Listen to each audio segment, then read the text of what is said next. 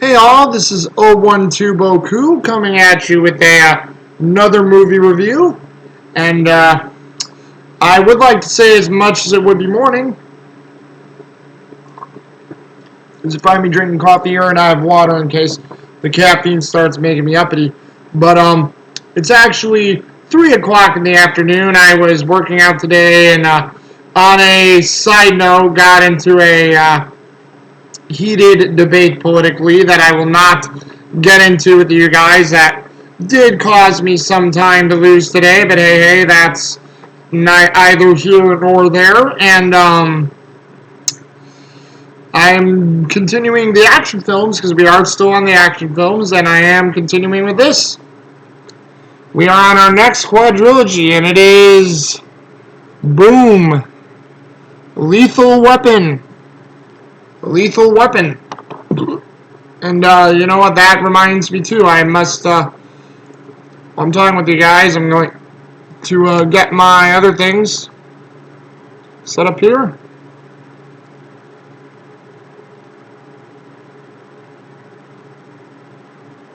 Oh God! And as I'm looking through this, guys, I don't know if you care. I don't own the film, and I won't own the sequel. But they're making another Borat movie, and sorry if I upset anyone who's a fan of this who watched my channel, but gag me. God, flipping Lethal Weapon, or not Lethal Weapon, that's what we're reviewing, and I like that movie, but flipping Borat, oh God, and he's on the side thing too, go away, Sacha Baron Cohen, you need work. But, other than that, yes, we are on Lethal Weapon today, and, this film, is a quite good film, made in, 1987, with the likes of Richard Donner, Mel Gibson, and Danny Glover, and it is an action film, and it is a buddy cop action film that starts off with the two of them being the main premise and support. You also have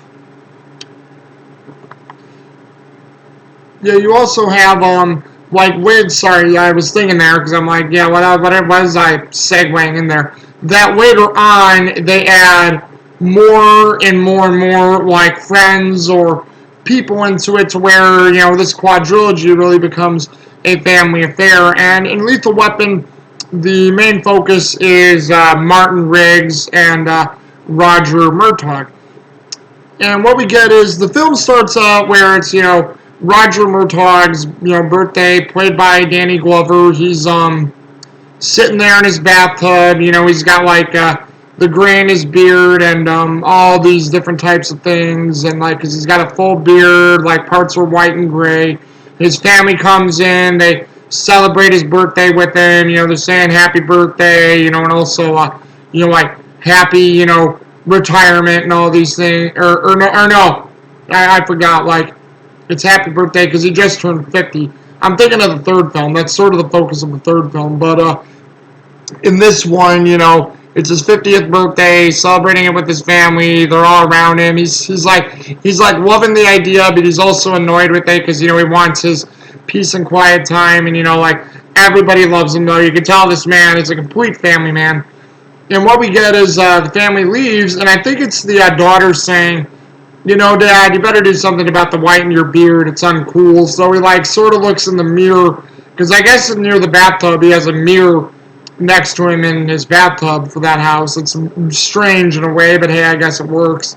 And then it starts with Murtaugh shaving his beard and only having Danny Glover's signature mustache throughout these films that like he'll have for the rest of the series.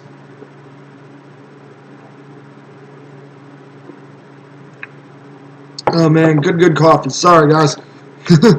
But as it goes on and continues, we then see a start where we have Martin Riggs, where this is also, for the first 3 films, we also have the director's cut, where we get more scenes added than we did in the original film. And in this first one, we have Riggs, like, coming and, like, showing up because he gets about a shooter at a school in progress, goes up there, he just casually walks up to the shooter, and, like, the guy's, like, shooting at him, bullets are missing, he's not unfazed, and, Riggs is completely just, not worrying about anything, and, like, this is where the rumors start coming in that Martin Riggs is crazy, the guy's a loose cannon, nobody knows what's going on with him except for those who have access to his file, and what happens is he, like, oh yeah, he has the shooter where the shooter's, like, still, like, taking shots at him, and I think he goes, like, hey, asshole, points his gun at him, and, like, shoots the guy, point blank range, because we got this idea that through later on in the film, Riggs is a former Vietnam soldier, along even with Roger Murtaugh. So they're both veterans of Vietnam, Riggs still being the young guy, but a young Vietnam veteran, Roger being the older veteran of Vietnam. And I think they said Roger Murtaugh was, or no, he wasn't a pilot, but they were both, like, soldiers in Vietnam. And I also forgot, too, how clumsy of me to forget this. The film starts out where we see this girl in the hotel room, too, because I forgot. I went into the introduction of the character, which was secondary, and the way the film begins is it starts off with the Los Angeles skyline, and we see this girl who had just taken drugs who's at this hotel, and she goes out on the banister, and like, she's standing there, and then she starts to wobble to where she falls off and crashes into a car many, many feet below the hotel she was staying at. So there was that to, like, start the intrigue to this film. And then it goes into Roger Murtaugh and Martin Riggs.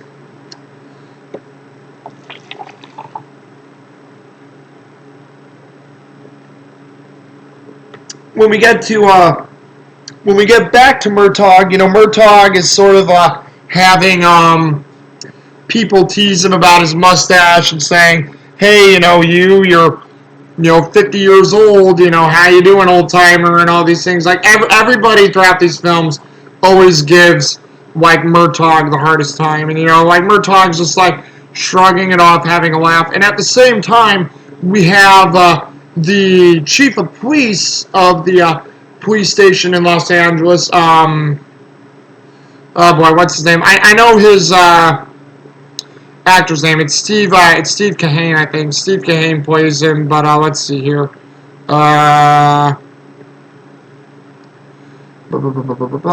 Do we have it here? Carrie Murtaugh. Where's the chief or captain? Well, yeah, hold on, guys. I gotta go to full cast thing, because, yeah, I'm trying to find out. They're not like, fully listed in here. Oh, there it is. Captain, the chief of police or captain of police, Steve Kahane is the guy who plays the police captain, who has a small role in this movie. His roles actually get bigger as the movies go on. But Steve Kahane, Captain Ed Murphy, is talking with a psychologist, a police psychologist played by, she's just called, I think she gets a name later on, but she's just the police psychologist of the police station, and that's played by Mary Ellen Trainor, who is trying to tell Captain Ed Murphy, you got to watch it with Murtaugh. Murtaugh's a loose cannon. He's, tried to commit suicide. And this is where we've found out what's really wrong with Murtaugh. She says, Murtaugh's been, or not Murtaugh, Riggs has been, if I've been saying Murtaugh, I'm sorry, Riggs, they're talking about Riggs.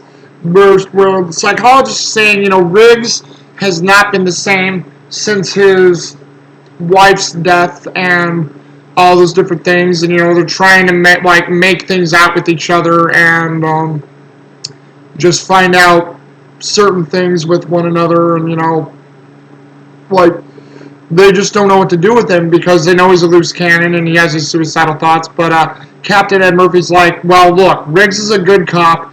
He gets the job done no matter how weird it is or how off the walls it is. I want to keep this guy on the force. She gets upset and walks away. The Captain Ed Murphy gets a chuckle.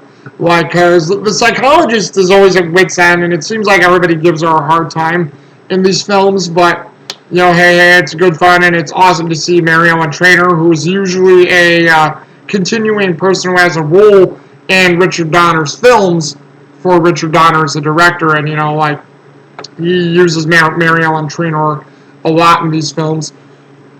But you get the idea, and the captain comes up to Murtaugh, says, Murtaugh, you have a new partner, and Murtaugh's like, partner, who is it? And then Riggs comes up. And, Murtaugh has heard the stories about Riggs, and he's like, oh, it's you. And he's like, yeah, it's me. And, hey. And, so, they're both uneasy about it, but they both learn about each other where, I think Riggs says he uses a Beretta pistol as a cop, and then Murtaugh says he uses a oiled barrel 6-shot Smith & Wesson, and Riggs goes, yeah, a lot of old timers carry those, and it makes Murtaugh have a side glance at him. Oh, and I forgot this too. Going into the girl's death as well, at the beginning before Murtaugh heads to the police station, he gets a call from an old friend and associate of his in Vietnam who had saved his life. Let's find out where it is. Where are you, buddy? I know you're here somewhere. Where the heck? Oh, there it is. Michael Hunsaker, where Michael Hunsaker had saved him from a bayonet shot that Murtaugh took in the lungs, and Hunsaker saved his life. And Michael Hunsaker is played by Tom Atkins, so a good role here for Tom Atkins in this. And he gets a call, but he doesn't think anything of it at the time. And we have both Riggs and Murtaugh going out on this other things. They're working the beat, as they say. And Murtaugh is a little worried with Riggs. He doesn't understand him, doesn't know why he's doing this. And Riggs is just being himself. He's a little kooky, he's a little quirky. He wants to get food. He's always like a wild man almost. But he seems like he's just a real open and fun guy. And what happens is you have this part where Riggs is trying to calm down some drug dealers, because he's doing a drug bust undercover, tries to get the drugs from the drug dealers, and then the drug dealers find out that he's a cop because they see his badge and they see his gun, and they're not willing to work with him. And then all of a sudden they try to shoot at him, he shoots them up, and there's that whole thing back and forth where it's a huge shootout. Riggs is losing himself in it. Murtaugh has to calm him down again. So after the drug bust, they go to another thing where there is a suicidal jumper on a building. Murtaugh doesn't know how to handle it, and Riggs is like, well, I'm going to go up and talk to this guy. Riggs is like, okay, talk him down, do nothing else. You already had the problem with the drug bust, but talk him down, do nothing else. You don't want to make this into a huge problem. So, Riggs goes up, he tries to talk the guy down. The guy, doesn't want to listen to him. He's just saying, you're crazy, don't do it, I'll really jump. And then all of a sudden, Riggs is trying to do a sensible thing and talk to the guy. And what happens is you have Riggs say, well, okay, dude, you want to jump? Let's jump. Let's both go together. Because, Riggs cuffs their hands together, trying to get him down. And, the one guy's, freaking out. And then they both jump off. And when they both jump off, there's, this canopy below that catches them right then and there. To when they fall into the canopy, they fall in there and, they save him and he gets caught and then, like, all of a sudden, they're just, like, down there. The one guy's, like, trying to get away from Riggs. Riggs is laughing and saying, hey, let's go again, That was fun, wasn't it? And then, guy gets uncut from Riggs. Murtaugh, who is visibly upset by this, takes Riggs to the side. They go into an adjacent store, and Murtaugh says, do you have a death wish? Is there something wrong with you? And then, like, Murtaugh's like, well, hey, I got the guy down. Yeah, it may have been a little unorthodox. I may have went over, but I got the guy down. I'm not dead. He's not dead. And, like, Murtaugh's like, well, that's not the question I'm asking. Do you have a death wish? And then, like Riggs, who snaps again, says, yeah, I have a death wish. And,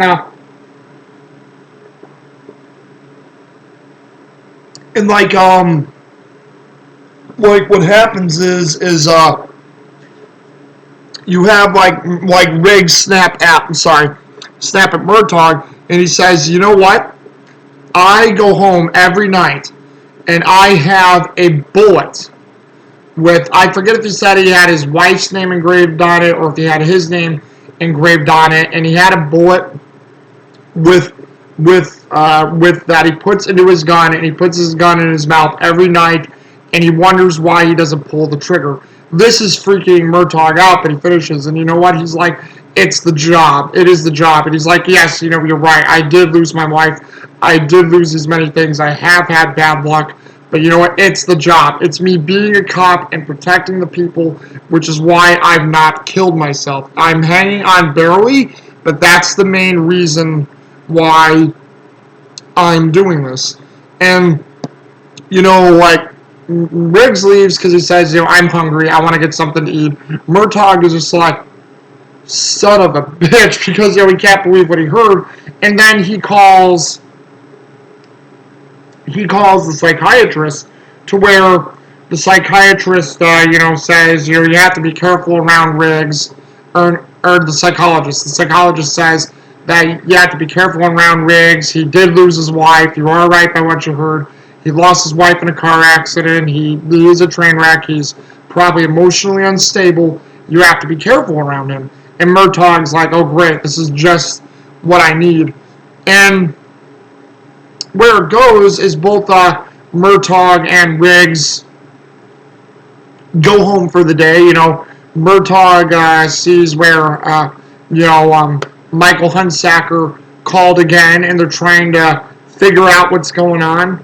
And he's like, well, okay, I'll meet Michael Hunsaker the next day. And then, he just goes to bed with his family, wondering how things are going to be. We learn that his daughter, Murtaugh's daughter, which I think is, oh no, Rhiannon Murtaugh, played by Tracy Wolf, has a new a boyfriend named, I think they said Josh or Joshua, and, he had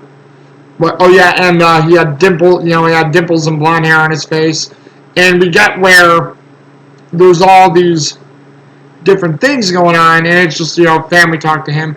Riggs goes home, and he lives in a trailer right near the beach. He has his dog with him. He's got this like collie dog, and he has his little TV. He loves watching the Three Stooges. So he is a very fun-loving guy. But at the same time, we see as he's starting to do that, we see this loneliness creep on his face, where he's looking at his wife's photo, and sure enough, he takes out that bullet, puts the bullet in the gun, sticks the gun in his mouth, and it looks like he's almost about to press it, but then he throws the gun down and unloads the clip, throws the clip away, and then he looks at his wife's picture and he's like, not yet, sweetie, not yet, sweetie, not yet, and that part is like so heart-wrenching and gut piercing. It's like, wow, you really feel bad for this guy, because like Riggs is on wit's end. So we head to the next day, and we get where Murtaugh and Riggs went to go see Murtaugh's friend Michael Hunsaker at Michael Hunsaker's business. Like, Michael Hunsaker is a very successful businessman, and he tells him about his daughter. And he's like, my daughter called me. She was into drugs. She was into these things. He she got into a bad crowd, and so she was killed. And he's like, I bet it was these drug dealers who did it because she didn't know when to stop. And you can see where Michael Hunsaker is nervous about this, but he's also distraught from the loss of his daughter, and he's at a very big lost for words. He doesn't know exactly what to think. And then what happens is like, Roger Murtaugh goes, well, okay, Michael, I owe you one. I will look into this for you, and I'll find these people, whoever did this to your daughter and to these others. And what happens is, as soon as Murtaugh gets up, Michael Hunsaker, grabs him by the arm and he says, no, you're going to do more than find them. You're going to find these men and you're going to kill them. You're going to kill them for me, Roger. Please, you owe me this. You're going to kill them. And, while Riggs is looking at this intrigued, everybody else at the office is in shock hearing this. Murtaugh can't understand why his old friend is acting this way. And he's like, okay, I'll see what I can do. And, so they leave. And it's like they're starting to think, well, okay, there's got to be something here with what happened with my friend Michael Hunsaker. And they're going to go, and they go check out a house where there's been calls of disturbances that's on like a ritzy hillside in LA. So they go to check out this house, and like when they get there, they're going around the back. There's several girls that like run out of the house. Like a couple of the girls look like cut up and bloody a little bit, and like few are naked, but they're running out fine. They seem to be okay. And then all of a sudden we see this guy in a blue tracksuit and white pants run out of the house. I think he has an Uzi. He's firing an Uzi at them, and like Roger Murtaugh is saying to Martin Riggs, we gotta take this guy. We can't let him die, otherwise we lose all our leads. And Riggs goes, yeah, we can do that. Well, we'll take this guy nice and easy. So what happens is the guy's firing the Uzi at him. They're trying to pincer this guy, but the guy's sort of got him cornered with his automatic. You have both Riggs and Murtaugh, I think, shoot the dude. Oh, yeah, he gets shot in the shoulder by Riggs, and I think Murtaugh sort of gets him a little bit in the chest, like, nothing right away fatal, but the guy's bleeding pretty bad, and he goes on into the plastic pool cover to where he's getting all tangled up in it and tied up in it. And what happens is you have Riggs and Murtaugh both go in there, and what's funny is you have Murtaugh trying to help the guy out so the guy doesn't die and drown and suffocate, but then you also have Riggs, who looks like he's doing the same, but at the same time, if you look at him, he's got this enraged look on his face to where he looks like he's choking the guy to death in the pool cover. So the guy does eventually drown, and they come out. Murtaugh's worried about this. Riggs is like, well, that's just another day for me, pal. And then, like, they're in the guy's house, getting cleaned up. The cops are there cornering off the area, and they find out that, this guy had several connections to these drug dealers, and they find the name of Dixie, who was an apparent girl who Hunsaker said was with his daughter. Oh boy, that's not good. Yeah, because I saw the little things. I hope I'm not like losing my picture or anything. So if I'm Britsing out, guys, apologies. Not trying to Brits out. I don't know why I did that. I've been deleting every new video I put up, but oh well, stuff I probably got to deal with. But so I apologize if I Britsed out right now or froze up on you. Not trying to have that happen, but this is why I need to get my legit cameras working, which is why I probably also need to buy a legit microphone. I'm probably going to work on doing that myself in the next few months here. Like, if I don't get one before Christmas, I'm definitely making it a thing to get a microphone after Christmas at some point. But either way, sorry about that. I just noticed that on my screen, so I'm like, oh crap, I better not have froze up now.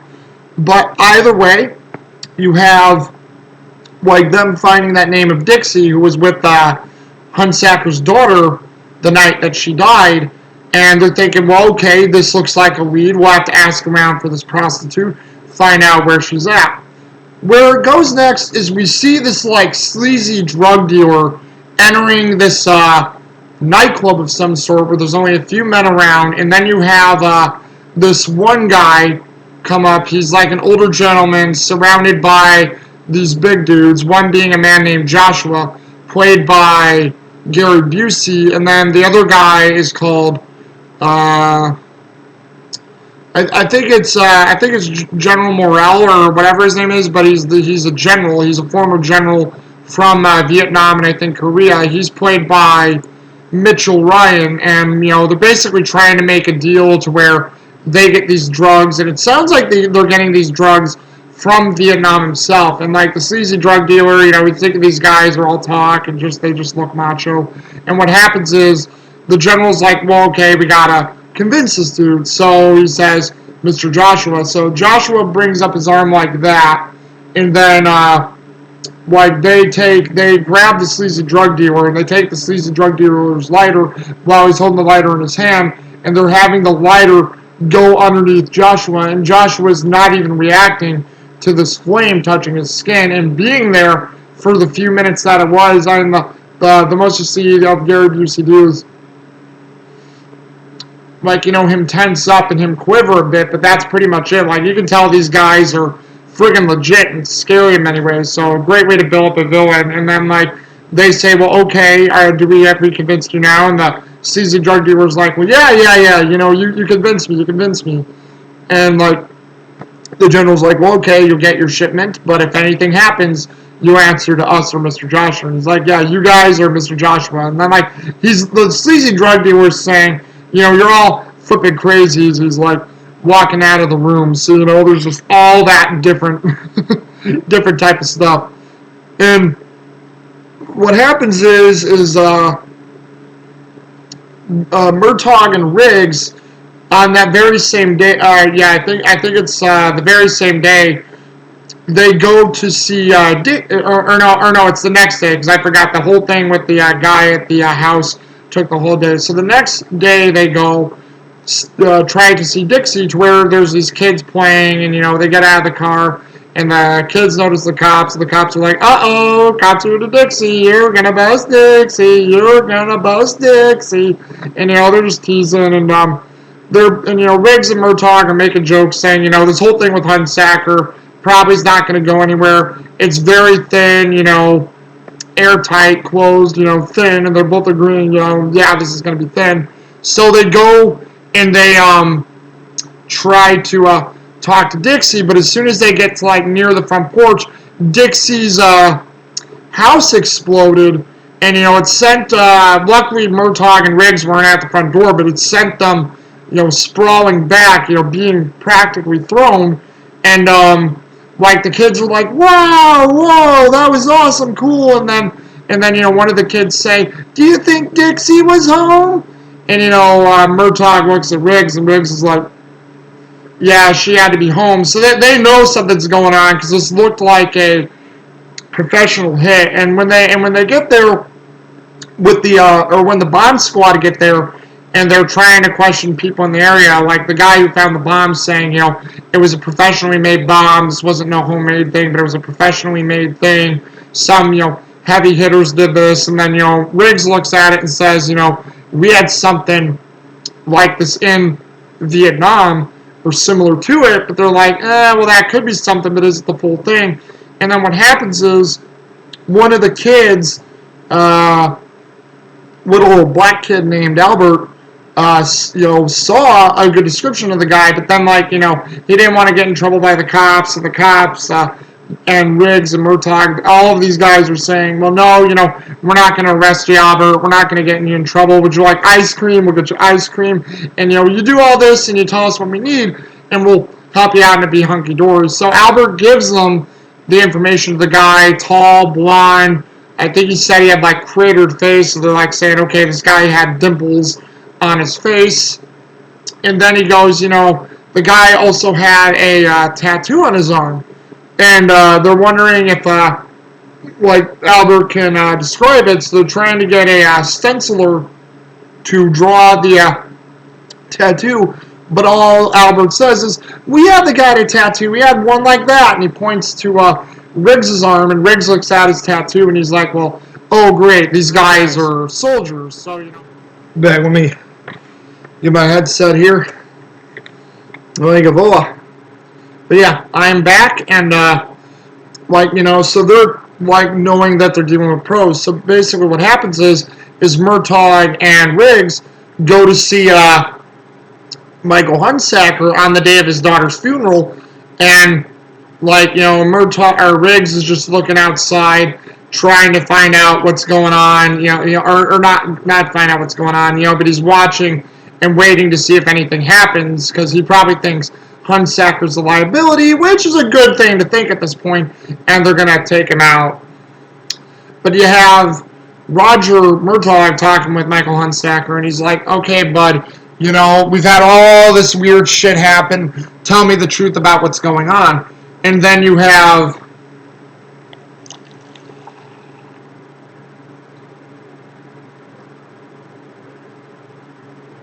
sorry guys, a little more water too. But you have after some prodding and poking, you have Hunsaker eventually come clean with Murtaugh, saying, well, these guys came to me a little bit after Vietnam.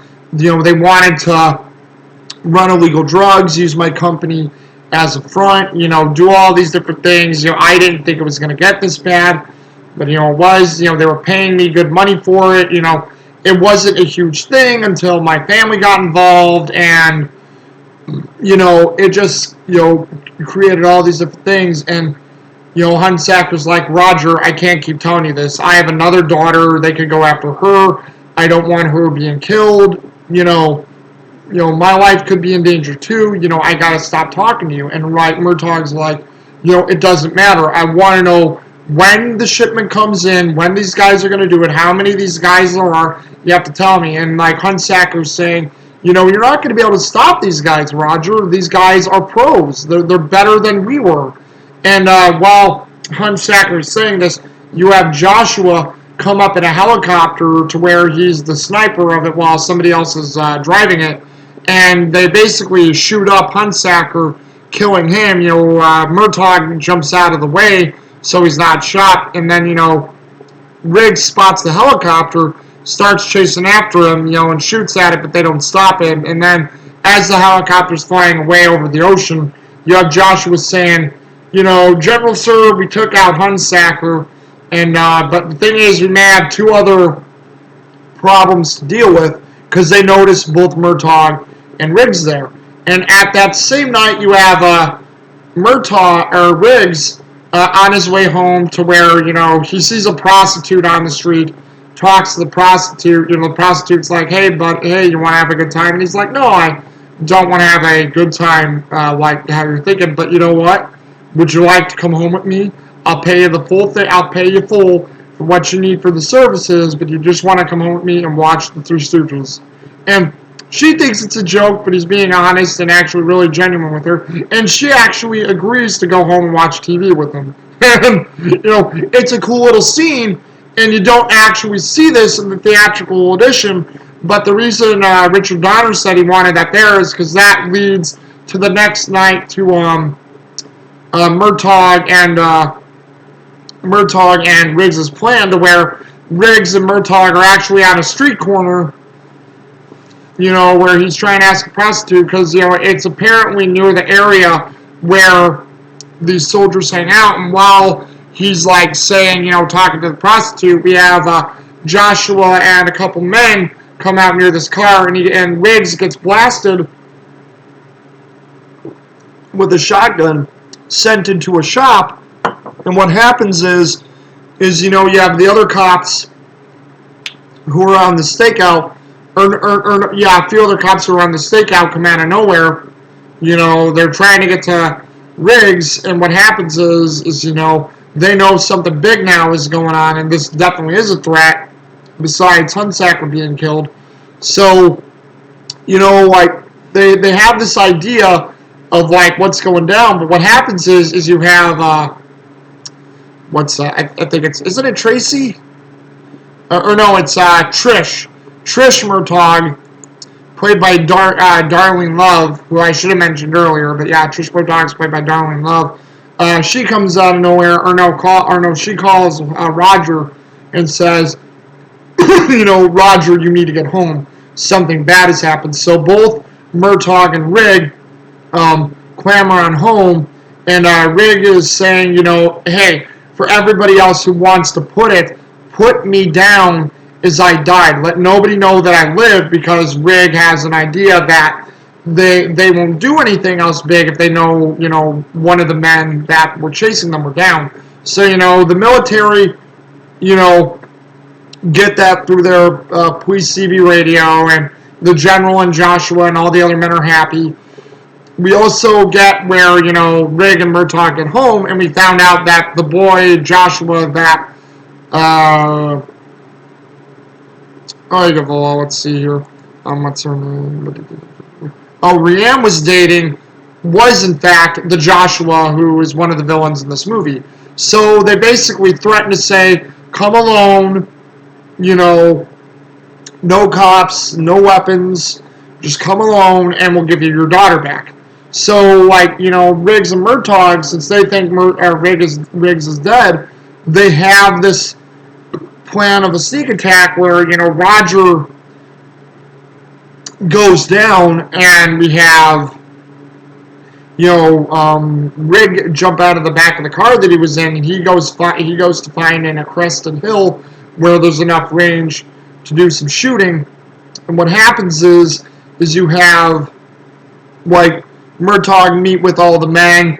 They all come up in these limos and black sedan vehicles, and, they get out and they say, we want to know what you know, give us everything you know, and we'll give you back your daughter. And he's like, Murtaugh explained the game. He's like, no way, asshole. This isn't how it's going to work. You're going to give me back my daughter, and, we're not going to have a problem here. And then, unfortunately, they all go, well, unfortunately, Mr. Murtaugh, we can't believe you, because we don't know how much you've heard or how much you don't know. And what happens is you have Murtaugh say, well, okay, if we're going to play that game, we'll all go together. He takes out a grenade, pulls the pin, and he's holding the pin close with his hand, saying, okay, well, if I go, we all go. I'll take everybody with us. And, Joshua's saying, no, he won't kill his own daughter. He won't risk it. And he's like, you don't know what I'll do. You don't know what I'll do. I'm a desperate man. And then all of a sudden, Murtaugh throws a grenade. Smoke comes out of the grenade, and then all of a sudden, as the smoke is rising up, Riggs starts taking out people with his rifle and sniping everybody left and right. All of a sudden, Murtaugh's taking a few out, but then he gets shot. I think he gets shot within the shoulder, and he goes down. He's telling Rianne to run. Rianne gets into the limo, because all the guys around the limo were dead except for Joshua. She starts taking off, and what happens is Riggs is taking more men out, and he's more importantly waiting for Joshua to rear his ugly head. As he's about to take the shot, you have the general come up behind Riggs, pointing a gun behind him. Riggs surrenders, and they also gather up Murtaugh, and they're both caught.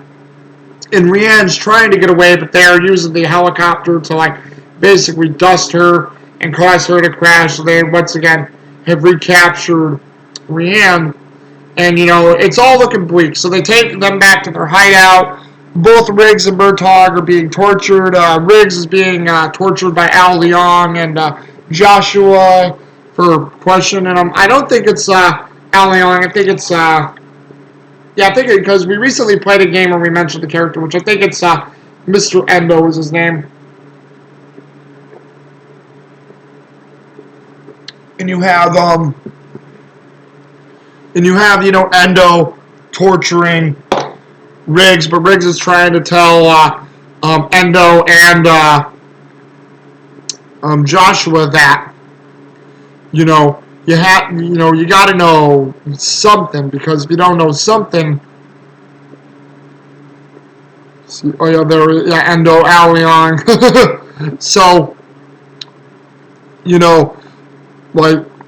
Riggs is saying, well, no, I don't know anything, because, you killed Hunsacker before he could say anything. And Josh was like, I wish I could believe you, but I can't.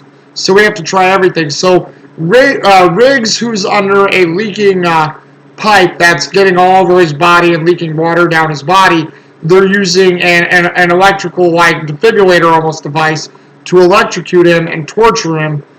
And, Murtaugh is in the other room where they're trying to, like, threaten him and threaten his daughter, and they're putting, like, medical salts in his wound, which, probably burn like hell. And both of them are doing their best to resist. Like, Riggs isn't saying anything. Murtaugh is saying, go spit, I don't give a shit. And, like, what happens is after Joshua and Endo are done with Rig, Endo says, I think he was telling the truth. Anyone who could withstand this torture wouldn't be able to take this for, that long. And what happens is you have Rig basically where Endo's about to finish the job on Rig. Rig grabs Endo, like jumps up, grabs Endo with his feet, which weren't tied, and basically breaks Endo's neck with his feet. He basically wriggles his way out of his cuffs and gets away. He comes in, he basically shoots the guys guarding Murtaugh, and the general is basically slipping out the back trying to get away. You have Murtaugh like mowing guys down, Riggs mowing guys down because they got the drop out of them. Not all the thugs were in there watching them, so everybody's trying to get away. You have Riggs chasing after Joshua, like all the way across the freeway, trying to like run after him and keep up with him, and like get him. But like Joshua like jumps out, like steals people's cars, and like using them to get away. And you also have like the general trying to get out of the factory, and you have Murtaugh still near him on the street, and then it's the factory closure is in an alleyway, so you have the general trying to get out of the alleyway, and like he's like crush and kill this bastard cop. And then, like, Murtaugh, after everything Murtaugh's been through, he's like, and what the general did to his family, he's like, no way you live, asshole.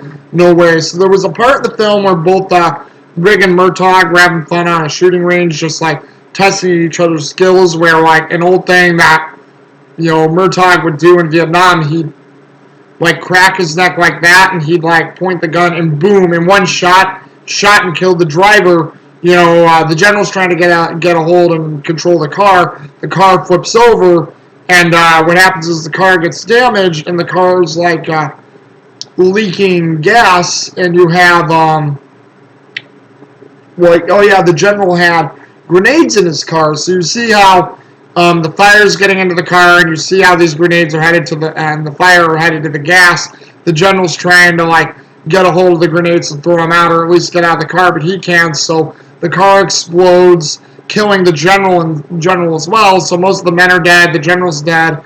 And what happens is you have like Rig come back, says he couldn't stop Joshua, got away in the car, and Murtaugh got a feeling he knew where Joshua was going to go, and they were right. Joshua was heading to Murtaugh's house to basically kill Murtaugh's family. But what happens is, Joshua gets in there. There's some moments where he's just like crazy trying to look for the family to take them out, and there's a part where since the movie takes place through Christmas, you have a Christmas Carol playing in the background, and you have Alistair Sim as Scrooge saying, what day is it? And then Joshua shoots the TV with his automatic. He's like, it's goddamn Christmas! And like, such a like funny scene there, even for the villain. And where it goes is you have like Joshua go into the living room to where he finds a note saying, ho ho ho asshole, we told everybody to clear out ahead of time, we knew this could be a possibility. So you have both Riggs and Murtaugh slam a car into the living room of their house, and like what happens is like Joshua gets back, he staggers back, you have Riggs and Murtaugh both getting out of the car. Or wait, yeah, I forgot. When Joshua first showed up there were cops watching their lot, and like Joshua shoots both the cops, killing the two cops that were watching Murtaugh's house. I forgot about that too. Like, So he killed 2 cops, and like, you have Riggs and Murtaugh, or Riggs and Joshua about to face off each other to see who's the best fighter, because Macho Man versus Macho Man, basically. You have the other cops wanting to intervene, and Murtaugh's like, no, no, no, no, no, nobody intervene on this guy. Riggs take care of this, and because he killed 2 cops. So Riggs and Joshua have actually a pretty damn good fight. There's parts where they're trying to drown each other, use weapons on each other. They're using, like Muay Thai and martial arts and all these different things that they learned in Vietnam to best one another. And, Joshua almost gets the best of Murtaugh, but Murtaugh comes back and, as Murtaugh was almost getting drowned, Riggs comes back, and as Joshua was almost drowning Riggs in the mud, you have, Riggs grabbed Joshua by his throat to where he's forcing his face in the mud to where he's almost gonna break his neck or choke him or drown him in the mud, and you hear Riggs for once saying, yeah, you do it, or Murtaugh going, yeah, Riggs, you do it, and then all of a sudden, Riggs looks at Joshua and says, I'm not going to kill you, I'm going to make sure you serve justice, and he lets him go, and then, Riggs is congratulated, or Murtaugh is congratulating Riggs on what he did on the very, very noble choice. And, Riggs is like, I didn't know I had that in me, Murtaugh. And, so there's a little celebratory moment. And as anyway, in a lot of these classic 80s films, you have the cops trying to cuff Joshua. Joshua fights back. He grabs the cop's gun. It looks like he's about to shoot both of them. But both Riggs and Murtaugh take their guns, and they shoot Joshua, killing him before he could get a shot off on either of them. And as it happens, at the end of the film, because I forgot, there was a scene, I think, on the first day where Riggs and Murtaugh were hanging out together, getting to know each other, and Riggs had dinner with his family, and the family was having a good time with Riggs, but Murtaugh thought it was awkward, and the film ends where, both of them are at, their house, the house is obviously getting fixed, getting remodeled. Give me one moment, I have to use the bathroom. Guys. Back again. Sorry about that. But yeah, I forgot about that. Where they were, like I said, where they're standing out there, they had a family dinner together and had a little thing there too. And the movie ends with them talking together about the crazy ride they went through with this case, everything that happened, all the things they stopped and did together. And it basically got to the point to where they both respect each other and both care about one another. And it ends with Riggs giving Murtaugh the bullet that he was going to have to kill himself with, and he says, you know what, I found purpose in my life again. I don't need this, you can have it. And Murtaugh chuckles, and Riggs is like, hey, do you mind if I bring one more for dinner? And what happens is you have Murtaugh say, sure, you can do that. Riggs goes to his truck, opens it up. His dog Sam comes out, and his dog Sam heads for the house. Murtaugh is shocked by this, and he leaves going, oh, my cat Burbank isn't going to like this. And, it ends with Sam going into the house, Burbank giving a yowl. Everybody's like, oh, God, Burbank. And, you have Murtaugh going, yeah, Merry Christmas indeed, or something like that. So that's how the film ends. And I have to say, the first Lethal Weapon, it's a good movie, a lot of good action, great characters here, great development with Mel Gibson and Danny Glover as Riggs and Murtaugh. The villains were definitely deadly. The drugs were not a huge thing in this movie, but you could tell it was a catalyst to have. And both the two main villains we saw out of the group, Mitchell Ryan, the general, and Joshua, played by, I don't know if I mentioned that, Joshua is played by Gary Busey. So I don't know if I mentioned that, if you guys know who Gary Busey is, but Joshua is played by Gary Busey.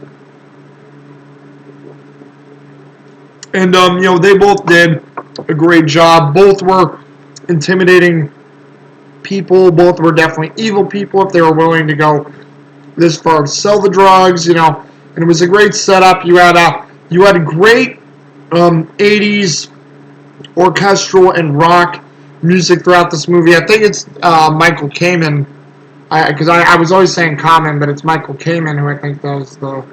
Yeah, oh wait, yeah, that makes sense. I forgot about that. Music by Michael Kamen and Eric Clapton.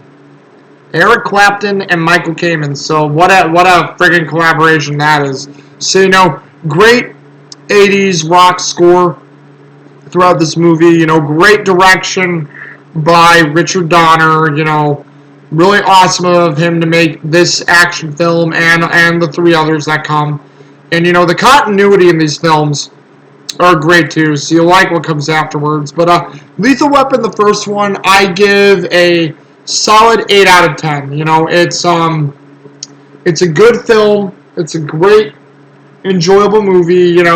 You see Mel Gibson back. I mean, that's what I love about the first three movies is you see Mel Gibson in his long hair days. Where he had long hair and was still very smashingly sexy. And it was just awesome to see him, like that. And enjoyable, and once again, Danny Glover was great as Murtaugh. Really great role, really great casting. It's cool that you get to see Murtaugh's whole family. The action scenes were cool, like everything taking place at the club, and Murtaugh taking out the general. The fight between Joshua and Riggs was well choreographed, well done. Gary Busey and Mel Gibson looked like they had a lot of chemistry in that fight, so that was really done. Also, a lot of funny moments in these movies, a lot of good comedy to take the tension away of the action scenes. So, overall, a good film. But, what do you guys think of, Lethal Weapon? Is it an action movie you like? Have you guys seen any of this series? Does anything stick out to you? Do you like this buddy cop movie? Because it's definitely one of my favorites. It's right below the Die Hard movies for me because I like the Die Hard movies a little bit better. But I have to say Lethal Weapon is still a great series, and I'm glad to have owned it. But just let me know what you guys think down in the comments. Let me know how I did on this for you. Let me know what you think of the film, and tell me if I'm just a flipping goober who's a nerd doing this stuff for the films. Because like I said, it's raw and off the cuff, and I'm glad I have my little pauses and freezes, but that's what I love about it. No script or anything added. All from thought, baby. But anyway, this is 012 Boku. I will come at you again next time with another movie review, and until then, deuces.